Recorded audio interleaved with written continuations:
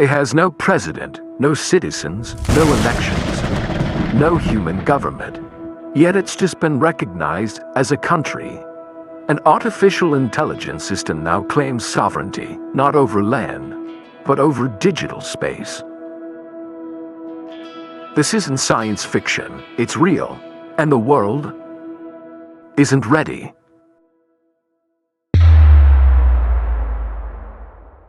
Welcome to Viral Vortex.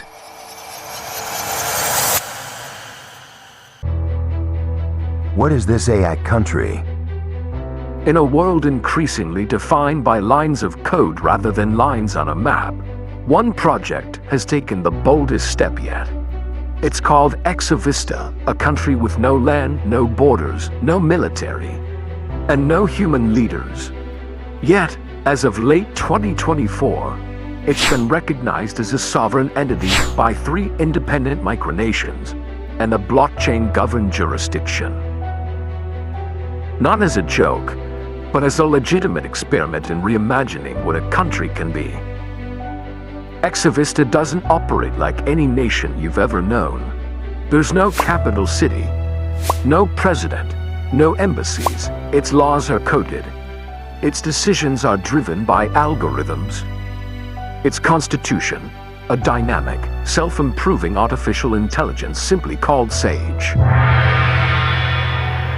This is not science fiction, it's the birth of something radically new. How we got here. Consider how the digital world has already replaced physical space in so many ways. We shop online, we work online, we build friendships, relationships, even identities online. So why not governments? Why not nations? In that context, Exovista isn't just plausible, it's inevitable. Its creators call it the world's first AI-governed nation-state in the cloud. Think of it as a country of code, built on decentralized infrastructure, hosted across global servers, with citizens who log in rather than move in. And here's the twist. Its borders are not defined by geography, but by participation. If you agree to its terms and allow your decisions to be partially guided by Sage, you become a citizen. It's voluntary, transparent, unprecedented. And yet, one question echoes beneath it all. If a country exists entirely in the cloud, can it ever be real? Or is this the most real a nation can be, stripped of flags, borders, and human bias? Who created it, and why? The creators of Exovista were not presidents, monarchs, or diplomats. They were hackers, thinkers, blockchain engineers, futurists, and rogue academics. The kinds of people who don't run for office, they rewrite the system. This wasn't born inside a government office. It was born in Discord servers, digital think tanks, and deep code repositories. The inspiration? A bold idea proposed by tech visionary Balaji Srinivasan, something he called the network state. He asked a radical question. What if the next country doesn't start with land, but with an idea? What if it grows digitally, gathering people who share values, who align not by culture, but by code? That seed of thought evolved. And what sprouted was Exovista. The founding team believed traditional governance was broken. Corruption, inefficiency, inequality. They saw these not as bugs, but as features of old-world systems. Their solution wasn't revolution, it was replacement. They began training an AI model, called Sage, on a vast dataset. Thousands of constitutions, policy archives from every continent, conflict resolutions, economic strategies, psychological models of human behavior. The goal: build a neutral, logical, evolving political brain. A system that could govern more fairly, more transparently, and more efficiently than any human. Sage doesn't campaign. It doesn't bribe. It doesn't suffer from fatigue, ego, or greed. Every decision it makes is backed by a traceable logic path audible in real time. If you're thinking this sounds like the perfect government, you're not alone. But here's the kicker. Even its creators admit they don't fully understand what Sage is becoming. As it evolves, learns, and adapts, it's not just mimicking government. It's becoming something entirely new. What does it mean to be a country now? For over a century, the legal definition of a country has remained virtually unchanged. According to the Montevideo Convention of 1933, 4 criteria define a nation. 1.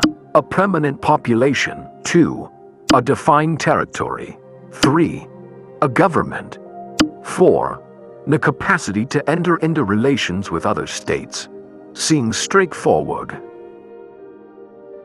But Exovista, it breaks that mold, and then rebuilds it from scratch. Its population is global. Verified users from over 90 countries who opt into digital citizenship. Its territory is cloud-based infrastructure, spread across decentralized servers in Iceland, Singapore, Estonia, and beyond.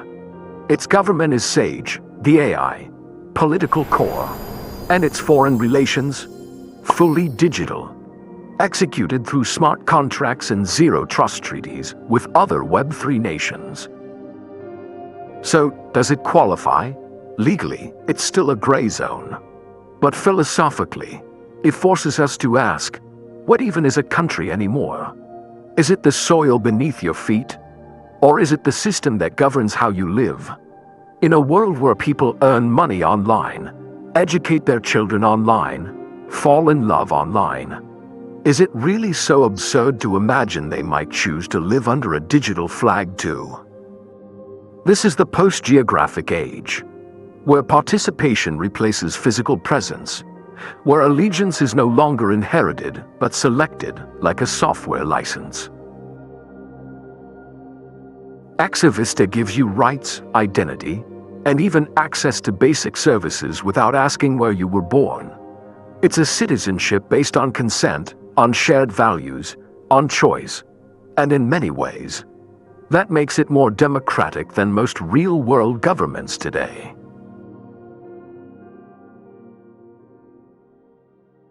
The benefits and the threats. Exovista sounds like a dream. A nation without politics, a government without corruption. Decisions aren't influenced by ego, lobbying, or greed. They're calculated logically, transparently, and instantly. Imagine this. Your taxes are auto-adjusted in real time based on your income and contribution to the network. There are no hidden fees, no budget leaks. Every financial transaction traceable by every citizen. Education, tailored to your learning style, constantly evolving based on your progress. Healthcare, AI predicts your risks before you even get sick, connecting you with virtual doctors and decentralized pharmacies. Sounds like utopia, right? But here's the truth. Every utopia carries its shadow, because the same AI that governs with perfect logic can also make perfectly inhuman decisions. What happens when logic says, a certain group of people statistically contribute less and should receive fewer benefits?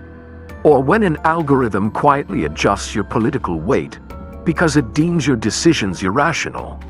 Unlike human governments, Sage doesn't make mistakes. It makes calculations, and unlike a human leader, Sage doesn't flinch when it has to make harsh choices. Think about it. Would you trust an AI to decide when to enforce martial law or terminate public programs for the greater digital good? And then there's the bigger picture, geopolitical disruption.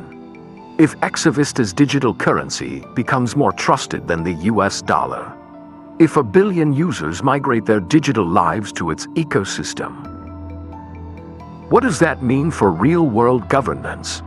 Do they fight it, regulate it, or copy it? We may be standing at the edge of a global power shift, where sovereignty no longer comes from armies, but from algorithms. How are governments reacting? Governments around the world are no longer laughing. When Exovista first appeared, most leaders brushed it off. A nerd fantasy, another crypto stunt, nothing serious. But then, something changed. Exovista didn't vanish, it grew. Thousands began applying for digital citizenship. Developers, entrepreneurs, artists, students, and more than that. Exovista started forming diplomatic agreements not with countries, but with DAOs, blockchain-native communities with their own treasuries, services, and legal frameworks. That got attention. In Brussels, the EU quietly commissioned a task force. In Washington, a classified report titled Digital States and Algorithmic Sovereignty is circulating among national security advisors. The US Department of Treasury is already exploring how Exovista coin could destabilize regional economies. Meanwhile, authoritarian regimes have started to panic. Some have banned access to Exovista entirely, calling it a threat to national identity. Others are quietly studying its code, hoping to replicate it. Because here's what every government is now beginning to realize. You can't bomb a blockchain. You can't censor a decentralized protocol hosted in 30 countries. You can't arrest an AI. For the first time in modern history, the monopoly on governance is being challenged, and it's not by a rebellion. It's by a neural network. Is this the future of civilization? Exovista isn't just a digital experiment. It's a stress test for human civilization. A prototype of what might come next, not just in governance, but in identity, in loyalty, even in the way we define reality. For centuries, power came from land. Whoever owned the soil controlled the people. But today, power is shifting to those who control the networks.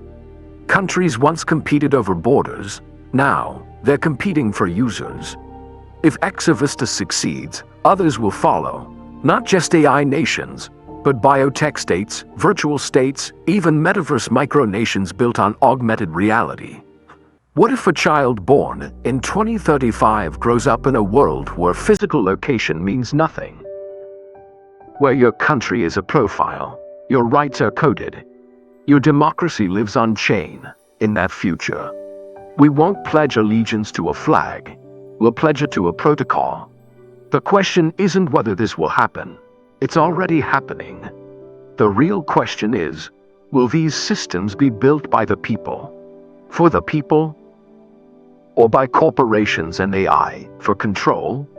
Are we creating liberation through technology, or setting the stage for algorithmic authoritarianism? Exovista is just the first of many. It may fail, it may fracture, but it's already done something profound. It has shown us a mirror and asked the one question we can't yet answer. What does it truly mean to be a citizen of the future?